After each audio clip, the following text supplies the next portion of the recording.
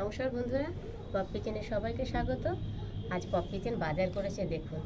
প্রথমে সবজিটাই দেখিয়ে দিই। এই যে এই পাশে রয়েছে একটা বাঁধাকপি, এখানে কাঁচা পাকা মিলিয়ে টমেটো নিয়েছি, এখানে নিয়েছি শীতের শিম আর মূলো, আর এই যে ফুলকপি। এই ফুলকপি কিন্তু বড় ছিল, আমি নিয়েছি ছোট, একদম ঠাসা ঠাসা দেশি দেখে। আর এটা হচ্ছে কাঁচকলা, এটা বেগুন, আর এই দিকে দেখাই মাছ মাংস। আজকে নিয়েছিলাম মাটন, এটা রয়েছে পোনা মাছ, এটা হচ্ছে চর্বি, আর এটা হচ্ছে দেশি চিংড়ি। এই চিংড়িগুলো কিন্তু বন্ধুরা দেখুন সব ডিম রয়েছে, সব কটার পেটে ডিম ভর্তি।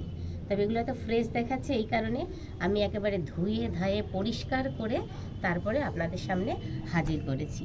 মাটনও ধুয়ে নিয়েছি, পোনা মাছও ধুয়ে নিয়েছি, চিংড়িও ধোয়া, সমস্ত কিছু ধোয়া।